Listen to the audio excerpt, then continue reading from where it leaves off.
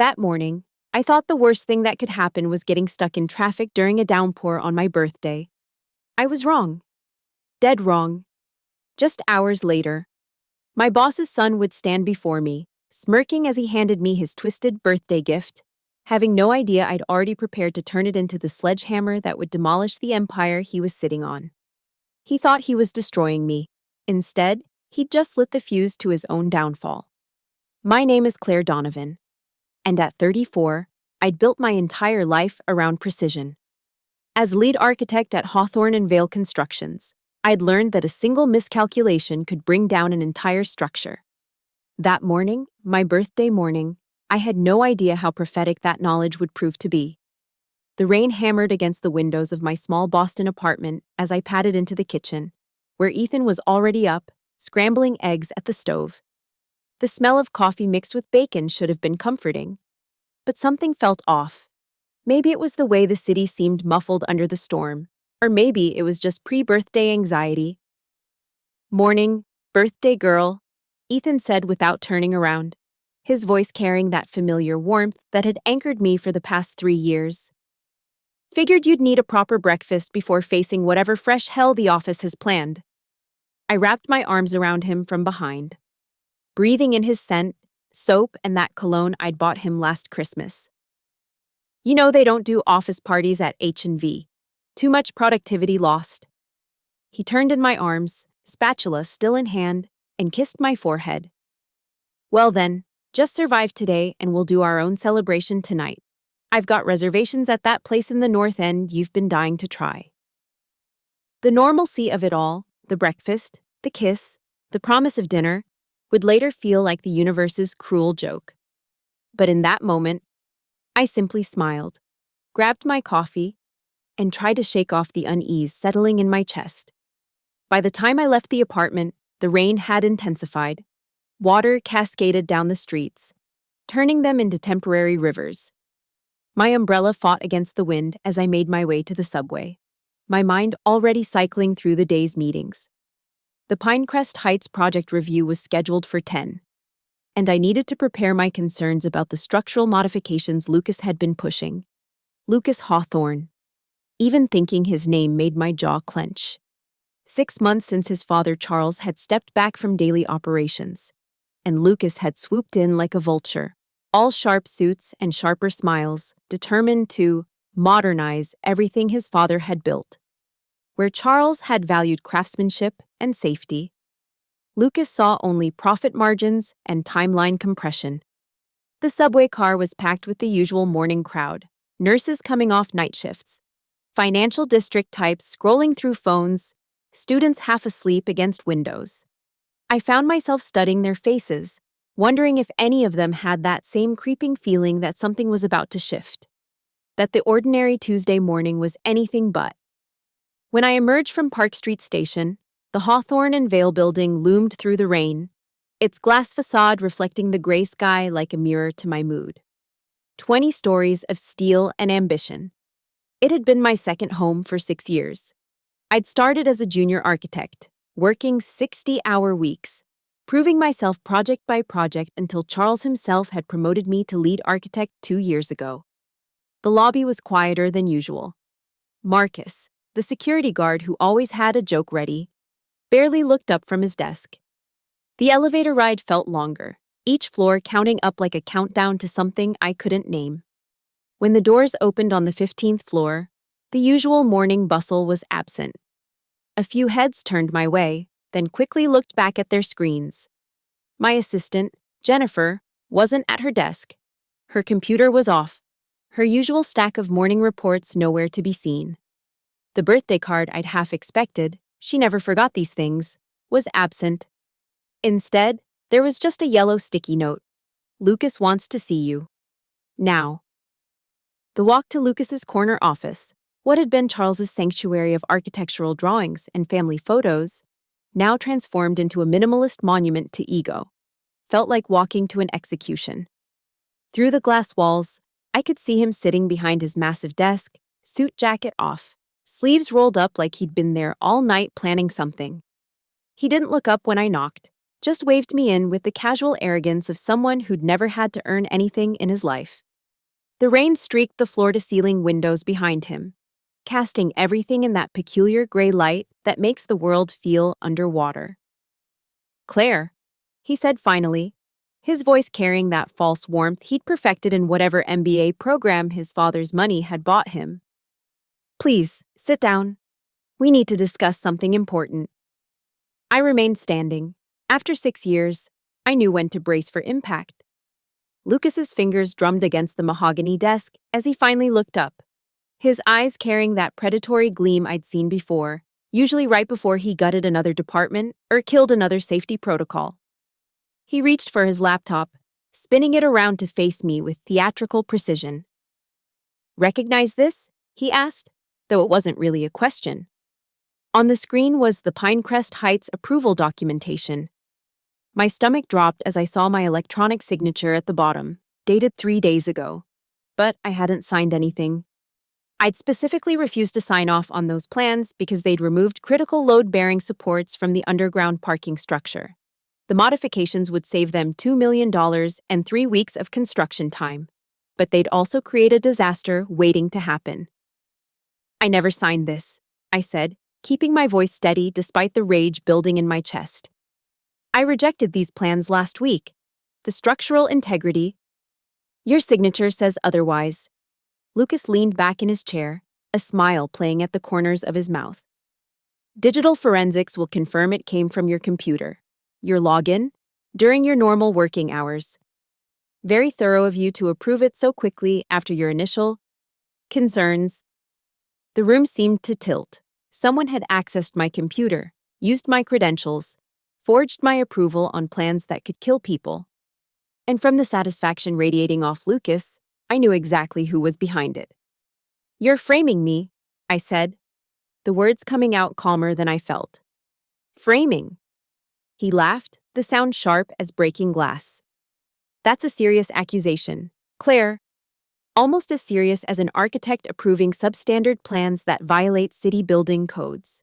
The kind of violation that doesn't just end careers, it leads to criminal prosecution." He stood up, moving to the window, hands clasped behind his back like some movie villain savoring his moment. "You know what today is, don't you?"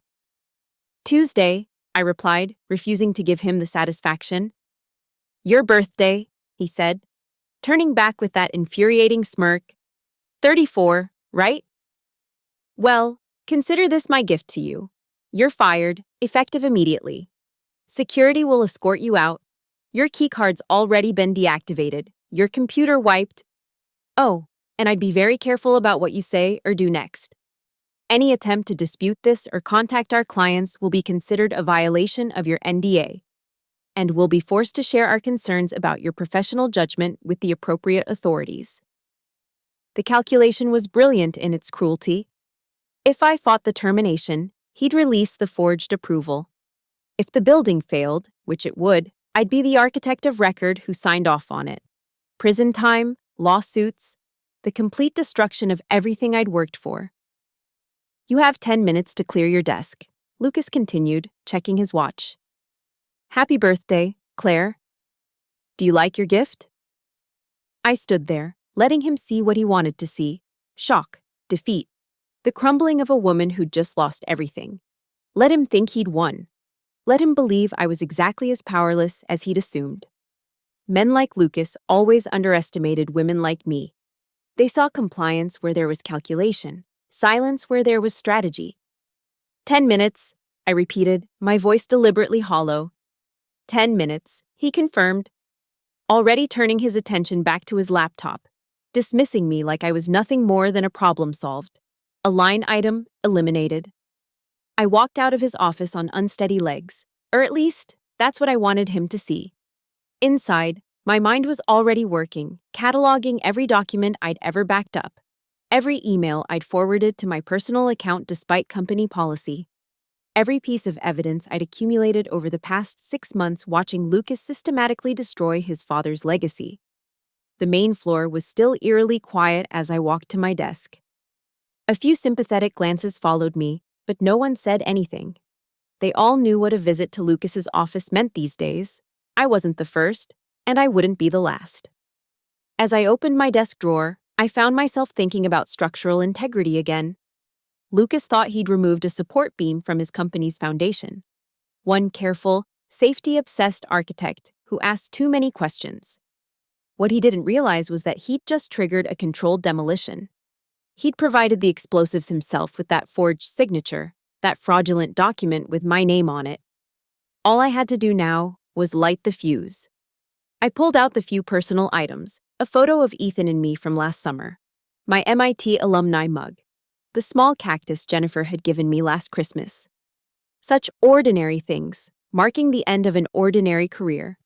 Or so, everyone watching would think. My phone buzzed.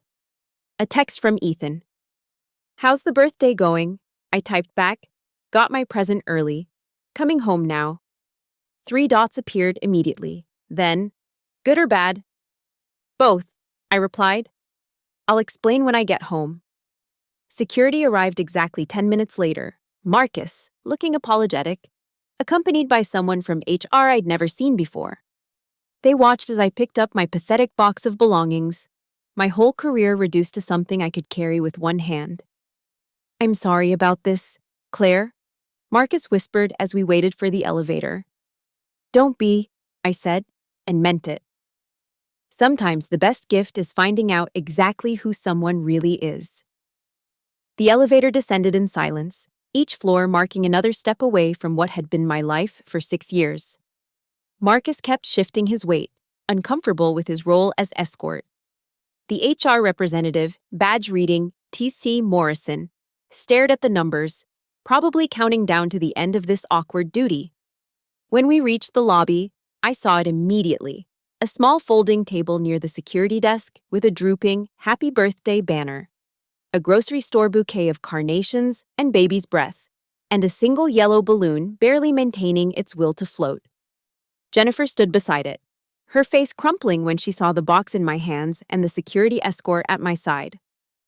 I came in early to set this up," she said, her voice breaking. "I didn't know." "It's perfect," I told her, meaning it. The contrast between her genuine gesture and Lucas's poisoned gift was so stark it almost made me laugh. "Thank you, Jen." Marcus cleared his throat. "We need to keep moving." "Claire." I nodded, but stopped at the table anyway, picking up the flowers with my free hand. "For the road," I said to Jennifer, who was now openly crying. The HR representative looked like he wanted to object, but couldn't figure out what policy covered confiscating birthday flowers. The rain had stopped by the time we reached the building's entrance, leaving the streets washed clean and gleaming. Marcus held the door open, his expression pained.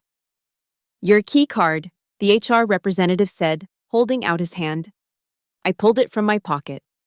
Running my thumb over the photo, younger me, bright-eyed and ready to build things that mattered. I handed it over without ceremony. That version of Claire Donovan was dead. The one walking away was something else entirely. "Claire," Marcus called as I started down the steps. I turned back. "Check your personal email later," he said quietly. "Some of us, we see what's happening here." The HR representative shot him a warning look, but Marcus just shrugged and headed back inside. I stood on the sidewalk, box in one hand, wilting flowers in the other, and felt something shift inside me. Not breaking, transforming. The walk to the parking garage felt different than it had this morning. The city seemed sharper, more defined, like seeing it through prescription glasses for the first time. Every detail registered. The puddles reflecting the clearing sky, the business people hurrying past with their sense of purpose, the construction site across the street where another Hawthorne and Vale project was rising from the ground. My car was parked on level B2, in the spot I'd earned with my promotion to lead architect. Soon it would belong to someone else, someone who wouldn't ask questions about missing support beams or falsified safety inspections. I set the box in the trunk, laying the flowers on top like some bizarre funeral arrangement. That's when I saw it, a manila envelope tucked under my windshield wiper. No name, no markings, just weight that suggested documents inside. I looked around the empty garage, but whoever had left it was gone. Inside were photocopies of the real Pinecrest Heights plans. My original rejection clearly marked, dated, and signed. But there was more. Email threads between Lucas and the construction manager discussing how to handle the Claire problem. And most damning, a technical report from an independent engineer confirming my safety concerns were valid. Someone inside was documenting Lucas's actions. Someone else saw what was happening. I sat in my car for a long moment, engine off, listening to the echo of distant footsteps in the garage. Then I called Ethan. "You're home early," he said instead of hello. "Good birthday or bad birthday?" "Both," I said. Lucas fired me, forged my signature on the Pinecrest approval, the one I rejected last week. Silence. Then, "Good." "Good?" I couldn't hide my surprise. Now we can stop pretending we don't have 6 months of evidence saved. Now we can stop watching him destroy everything Charles built. Now we can fight back. His voice carried that quiet intensity I'd fallen in love with. The prosecutor's instinct he'd never quite lost even after leaving the DA's office for private practice. "Come home. We have work to do." I started the engine, the balloon from Jennifer's display bobbing in my rearview mirror. "Ethan, he asked if I liked my birthday gift. And I'm going to send him one in return. He just won't like the wrapping." As I pulled out of the garage, I caught one last glimpse of the Hawthorne and Vale building in my mirror. Lucas was probably up there right now, confident he'd eliminated a problem, never realizing he'd just created something far more dangerous. An architect with nothing left to lose and everything to prove. The city stretched out before me, all its towers and ambitions reaching toward a sky that was finally clearing. Somewhere in those towers were the offices of the Building Safety Commission, the state attorney general, the journalists who covered construction fraud. Lucas thought he'd ended my career today. Instead, he'd given me a new one, bringing him down. Happy birthday to me, indeed. The apartment door hadn't even closed behind me when I saw it, a package sitting on our dining table, still bearing the Hawthorne and Vale shipping label. Ethan emerged from his home office, holding a mug of coffee and wearing that expression I recognized from his prosecutor days, the one that meant he'd found something important. "Courier dropped it off 20 minutes ago," he said, nodding toward the package. "From your office. Or former office, I should say." I set down my box of belongings and approached the package carefully, as if it might explode. Inside was a leather portfolio I recognized, the one Lucas had been carrying this morning. My hands trembled slightly as I opened it.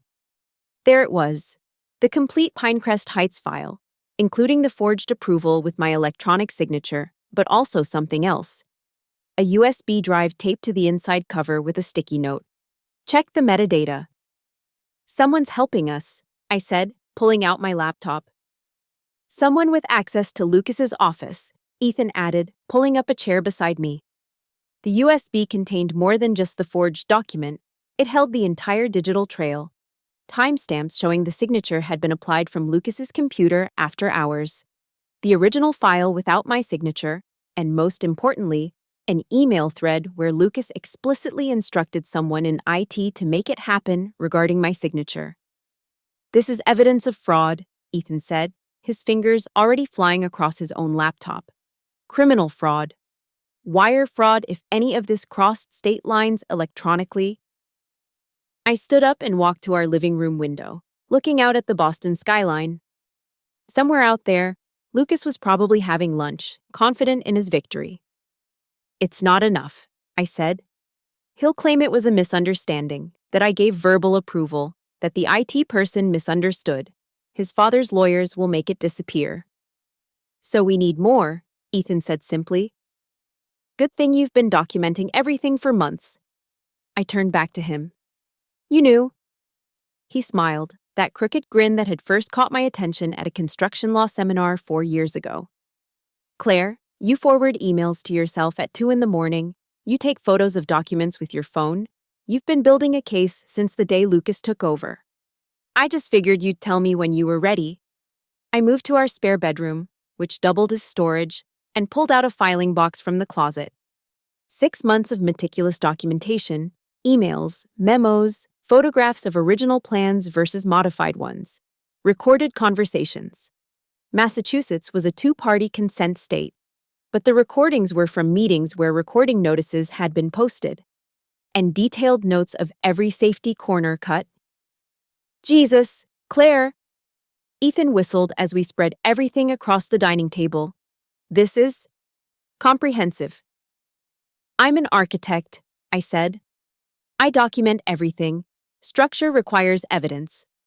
We worked in focused silence for 2 hours, organizing everything into a coherent narrative. 3 other projects showed similar patterns, safety specifications removed, budgets mysteriously reduced, and in 2 cases, other employees' signatures appearing on approvals they swore they never gave. There's a pattern here, Ethan said, highlighting dates on a timeline we'd created. Every fraudulent approval happens right before quarterly reports.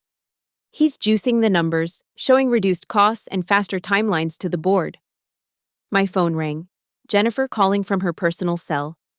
Claire, I shouldn't be calling, but you need to know. She spoke quickly, voice hushed. Lucas just sent out a company-wide email, says you were terminated for approving substandard work, that anyone who has concerns about projects you worked on should report to him immediately. He's poisoning the well. Let him, I said, feeling oddly calm. Jennifer, do me a favor. Check your personal email in about an hour. Claire, trust me, and Jen, thank you for the birthday flowers. They were perfect. After hanging up, I looked at Ethan. He's trying to destroy my reputation preemptively, make me radioactive so no one will believe me. Then we move fast, Ethan said, already pulling up his contacts. I know someone at the Building Safety Commission, Sandra Keene. She's tough, clean, and has zero patience for corruption.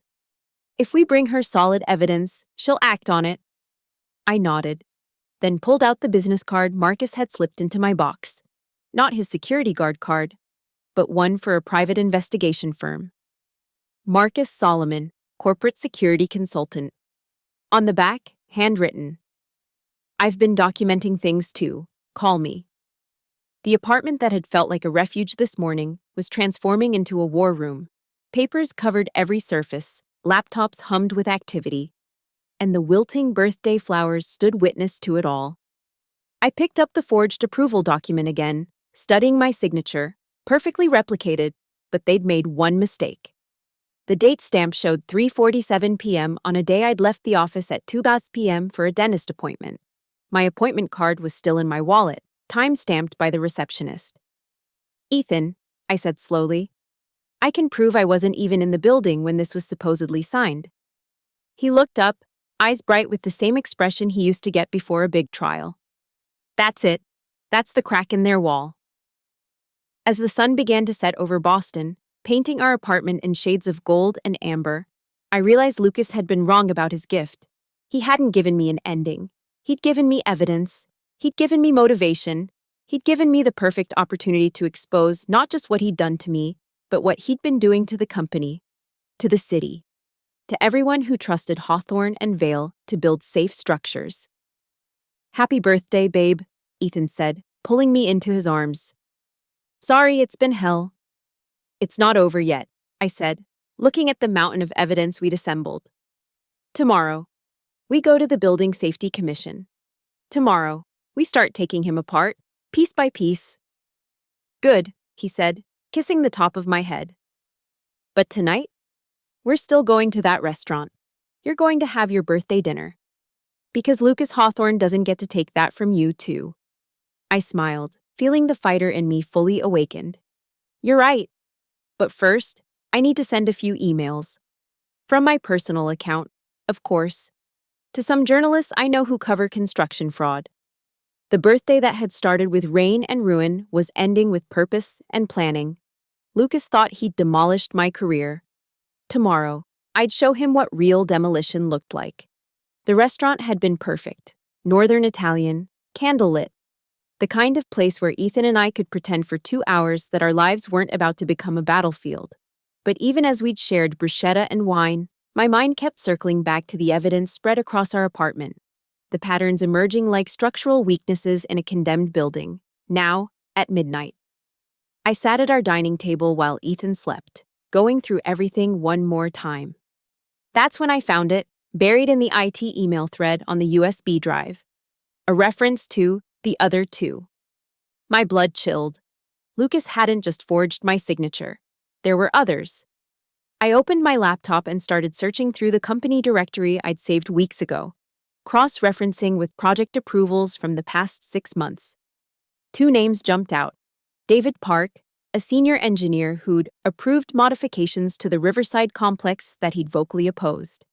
And Maria Santos, a safety inspector whose signature appeared on clearances dated during her maternity leave. My phone buzzed. Marcus Solomon. Can't sleep either? Check the news tomorrow morning, Channel 7, 6 a.m. Before I could respond. Another text. Also, David Park wants to talk. He found something in the Riverside foundations yesterday, something that shouldn't be there. The implications sent ice through my veins.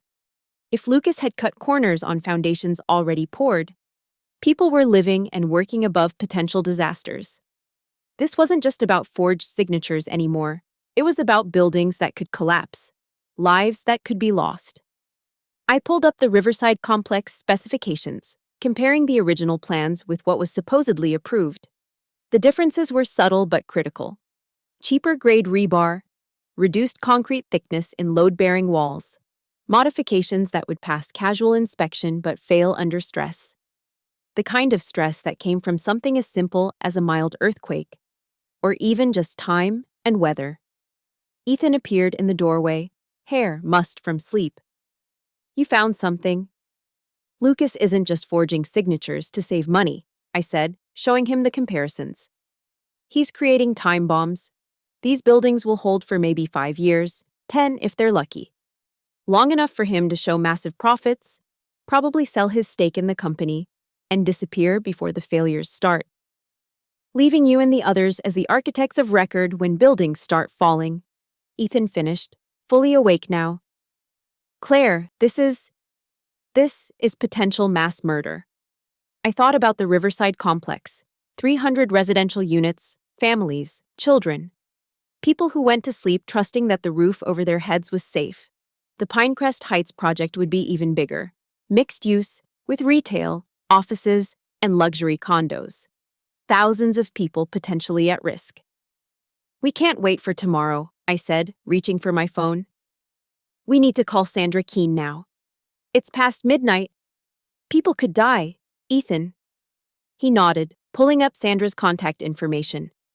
As he made the call, I started organizing everything into a clear presentation. Original plans, forged approvals, the email trails, the timeline showing the pattern of fraud. Each piece of evidence was another nail in Lucas's coffin. But would it be enough to stop him before someone got hurt?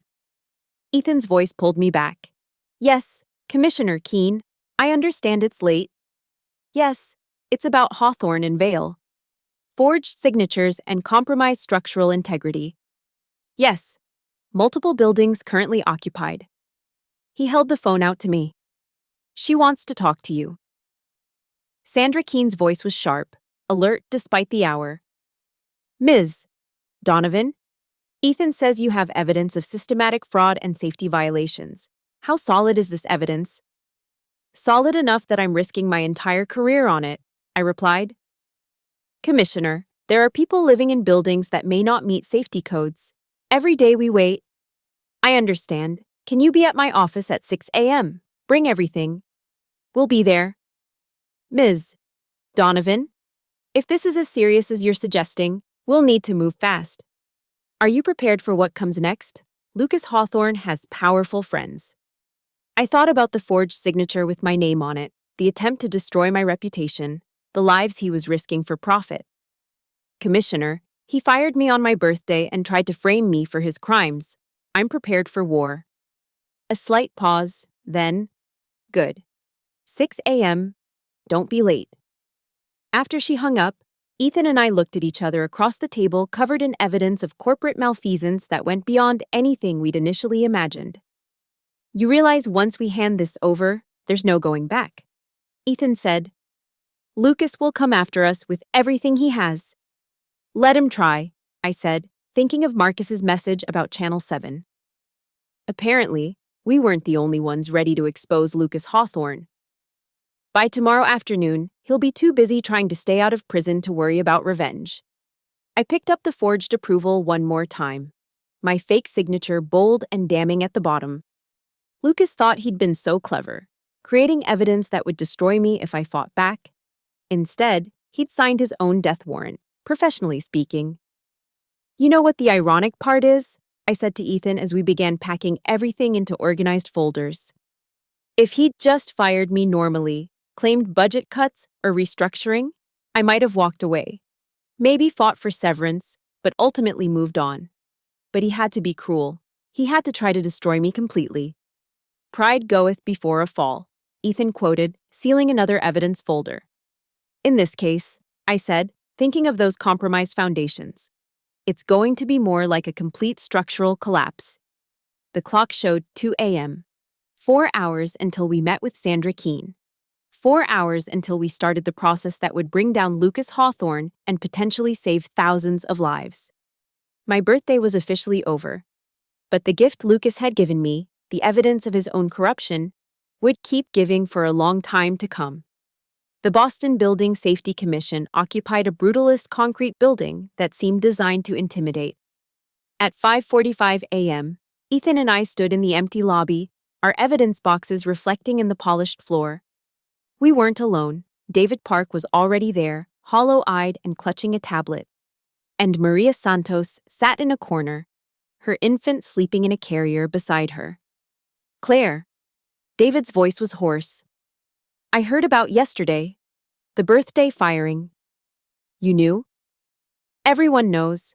Lucas sent that email painting you as incompetent and dangerous. He held up his tablet. But I've got photos from the Riverside foundations. Rebar spacing that's completely off-spec. Concrete that's already showing stress fractures.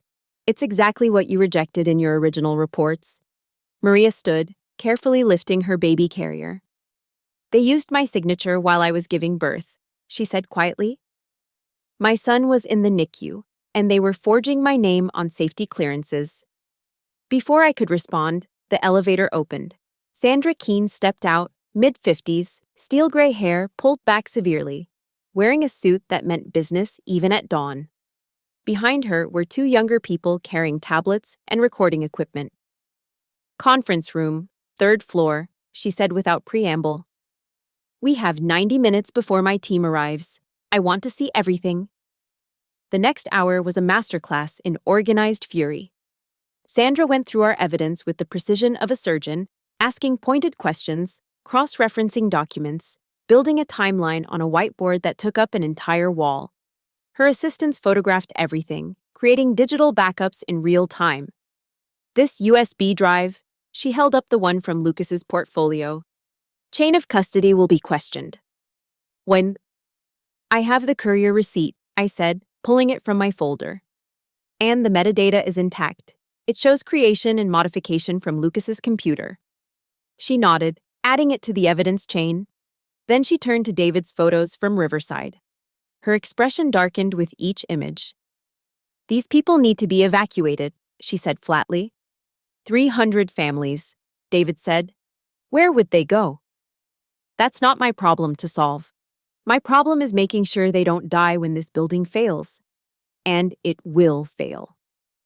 She turned to one of her assistants. Call Judge Harrison. We need an emergency inspection order for all Hawthorne and Vale properties built or modified in the last 18 months. All of them, the assistant asked. Every single one. Maria's baby stirred, making soft sounds. Sandra's expression softened slightly. Ms. Santos, we'll need a sworn affidavit about your maternity leave dates. I have my hospital records, Maria said, pulling out a folder. Labor and delivery admission, NICU records, everything. I was nowhere near the office when these were supposedly signed. At 6:50 a.m., Sandra's full team began arriving.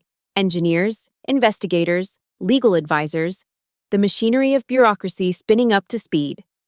By 7:15, They had 3 teams ready to deploy to different Hawthorne and Vale properties. Ms. Donovan, Sandra pulled me aside. Channel 7 is running something in 45 minutes. Do you know anything about that? Marcus Solomon mentioned it, I admitted. She smiled grimly. Solomon's good people. Used to work fraud cases before going private. If he's feeding information to media, Lucas Hawthorne is about to have a very bad morning. My phone buzzed. Jennifer. Emergency meeting called. All senior staff. Lucas looks panicked. Then another text, from a number I didn't recognize. This is Charles Hawthorne.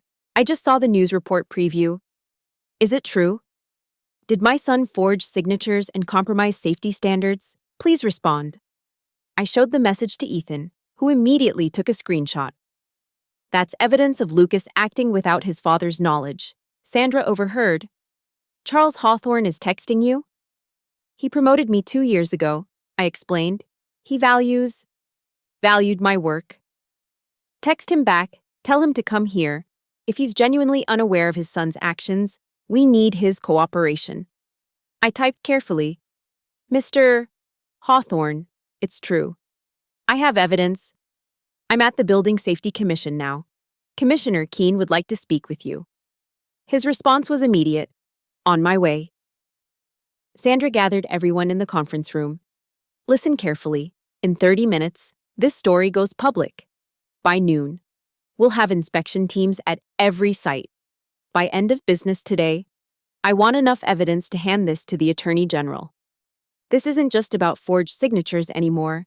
It's about public safety and potential criminal negligence. She pointed to the timeline on the wall. Lucas's pattern of fraud laid out in damning detail. This man gambled with people's lives for quarterly earnings. We're going to stop him. We're going to expose him. And if I have my way, we're going to see him in handcuffs. What about us? Maria asked quietly. Our careers? Our reputations? Sandra's expression was fierce. You're whistleblowers who potentially saved lives. By the time we're done, Lucas Hawthorne won't be able to get a job designing doghouses. Your reputations will be restored, and any company would be lucky to have architects with your integrity. At 7:58 a.m., we gathered around the television in Sandra's office. My heart was pounding. After months of documenting Lucas's crimes, after being fired and framed, the truth was about to explode into the public consciousness. The Channel 7 morning show logo filled the screen, and the anchor's voice was grave. Breaking news this morning.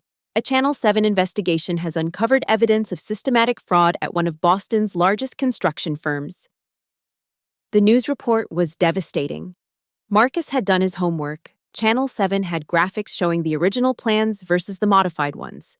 Interviews with anonymous workers confirming they'd been pressured to use substandard materials, and most damning, a leaked video from a company meeting where Lucas explicitly told the construction team to stop overthinking safety protocols that just slow us down. Sources inside Hawthorne and Vale have provided evidence that signatures were forged, including that of lead architect Claire Donovan, who was terminated yesterday after refusing to approve unsafe modifications. The anchor's voice carried across Sandra's office as my professional photo appeared on screen. My phone exploded with texts and calls. Former colleagues, industry contacts, even my mother in California, who was watching on the East Coast feed. I silenced it all, focusing on what came next. The door to Sandra's office burst open. Charles Hawthorne stood there, looking like he'd aged a decade overnight. His usually perfect silver hair was disheveled, his face ashen. Behind him, I recognized the company's chief legal counsel, Rebecca Martinez, her expression grim. Commissioner Keene. Charles's voice was rough. I need to see the evidence, all of it. Sandra nodded to her team, who began laying out the documents. Charles went through them methodically, his hands shaking slightly as he recognized his son's handwriting on certain notes, Lucas's login credentials on the digital tampering evidence. My God, he whispered, sinking into a chair. I gave him control because I thought he understood what we built here. Integrity, safety, trust. He looked up at me. Claire. I am so sorry. When I heard you'd been terminated, I assumed it was a restructuring decision. I never imagined. Mr. Hawthorne, Sandra interrupted, her tone professional, but not unkind. We need your cooperation, full access to servers, internal communications, project files, everything. You'll have it. Rebecca Martinez spoke up. I'm invoking the company's whistleblower protections and cooperation agreement. We'll provide everything you need to investigate Lucas Hawthorne's actions. She paused. I've already contacted the board. An emergency meeting has been called for noon. Charles stood slowly, looking every one of his 70 years. Lucas is no longer with the company, effective immediately. I'm resuming control as CEO. He turned to me. Claire, I know I have no right to ask, but would you consider? No, I said firmly. Not until this is resolved. Not until every building is inspected and made safe. He nodded, accepting the rejection with grace. I understand. But when this is over, when we've fixed what Lucas broke, I hope you'll let me make this right. Sandra's assistant rushed in. Commissioner, we have a problem. Lucas Hawthorne is at the Pinecrest Heights site with a crew. They're pouring foundation concrete right now, trying to lock in the compromised plans before we can stop them. Get a judge on the phone, Sandra barked. I want an immediate cease and desist order. She turned to me. You know that site better than anyone. Come with me. The ride to Pinecrest Heights was surreal. 3 Building Safety Commission vehicles, 2 police cars, and a Channel 7 news van formed our convoy. Ethan squeezed my hand as we sat in the back of Sandra's official car, watching the city blur past. You did it, he whispered. You're stopping him. We're stopping him, I corrected. I couldn't have done this without you. The construction site was in chaos when we arrived. Lucas stood near the concrete trucks, screaming at workers to keep pouring. His perfect suit was splattered with cement, his face red with rage.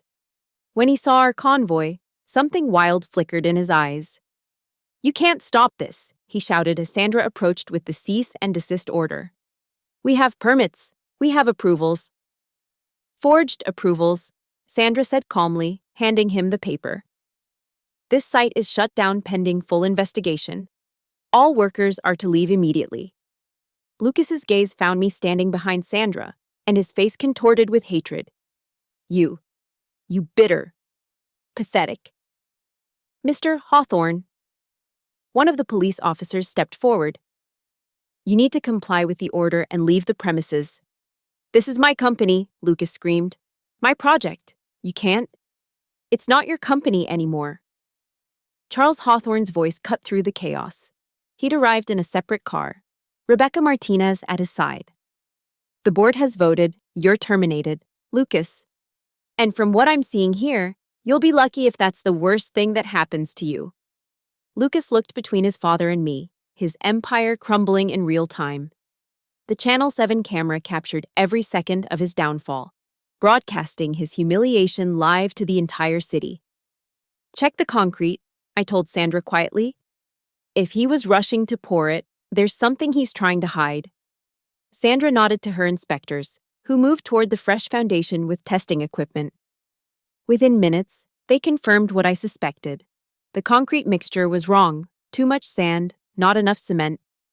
It would look fine for inspections but would crack within 2 years. That's criminal negligence, Sandra announced loudly enough for the cameras to hear. Officers, Mr. Lucas Hawthorne needs to come with you for questioning. As the police led Lucas away, he turned back one last time, his eyes finding mine. Happy birthday, Claire, he spat. How do you like your gift now? I stepped forward, my voice carrying clearly across the construction site. I love it, Lucas. You gave me the evidence I needed to save lives and destroy you. Best birthday present ever. The emergency city council hearing was scheduled for 2 p.m., but the chamber was packed by noon. Every major news outlet in Boston had sent reporters. Families from the Riverside complex filled the public seating, their faces etched with worry and anger. I sat at the witness table, David and Maria beside me. our evidence boxes lined up like ammunition. Lucas appeared in handcuffs, flanked by 2 officers and his team of expensive lawyers who looked far less confident than their hourly rate suggested. His father sat in the back row, head bowed, the weight of his son's betrayal visible in every line of his body. Sandra Keene presented our case with surgical precision. Each forged document displayed on the overhead screen. Each safety violation detailed with engineering reports. The timeline showing how Lucas had systematically compromised building integrity for profit, turning homes and offices into potential death traps. When my turn came to testify, I stood slowly, my voice steady as I recounted everything. The rejection of the unsafe plans, the forged signature, the birthday firing designed to silence and discredit me. I showed them my dental appointment card, proving I wasn't even in the building when the approval was supposedly made. Mr.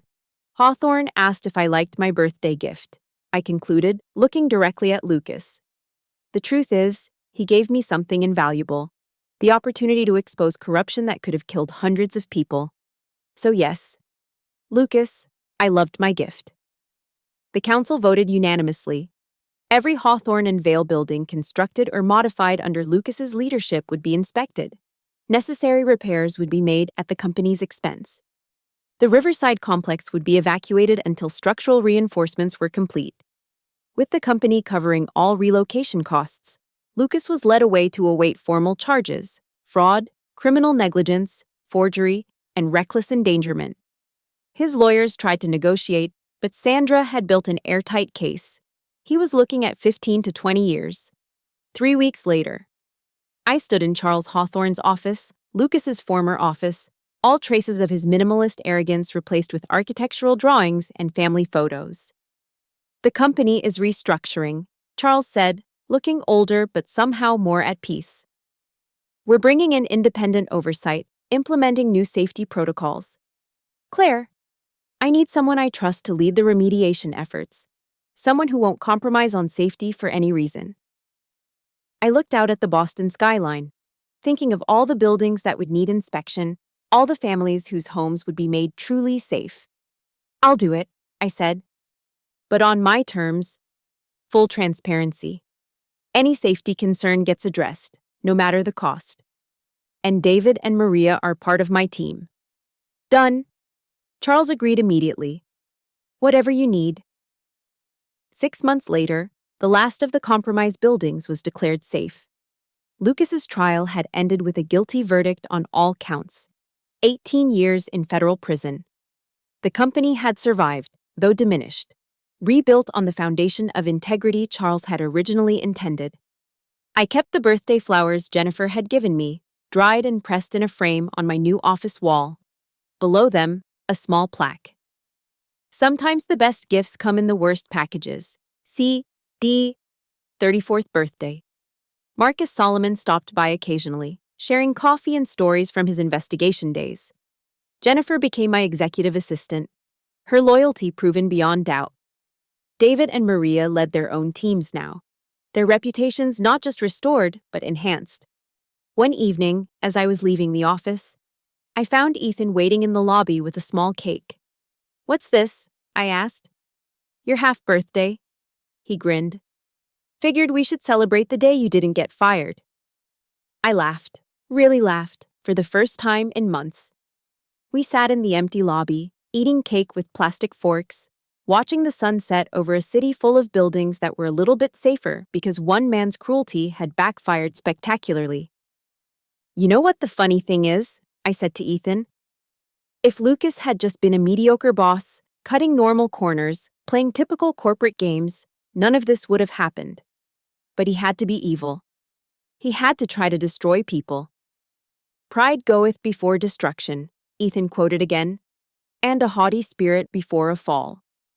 "In this case," I said, thinking of Lucas in his federal cell, "it was more like a complete structural collapse." The city lights began to twinkle as darkness fell, each light representing a life, a family, a story. Thanks to Lucas's birthday gift, those lights would keep shining safely for years to come. He'd tried to bury me under the rubble of my own career. Instead, I'd used his weapon to build something stronger: justice, safety, and the knowledge that sometimes the worst day of your life can become the beginning of something far better. Charles Hawthorne retired a year later, leaving the company in the hands of a new generation of leaders who understood that true success isn't measured in profit margins, but in the trust of every person who walks through the doors of something you've built. And every year on my birthday, I receive a card from families at the Riverside Complex, thanking me for standing up when it mattered most. Lucas had asked if I liked my gift. The truth was, it was the gift that kept on giving, just not in the way he'd intended. Thank you so much for listening to this story. I'd love to know where you're listening from. Drop a comment below and let's connect. If you enjoyed this tale of revenge and justice, please subscribe to the channel and share your thoughts. What would you have done in Claire's situation? Let me know in the comments.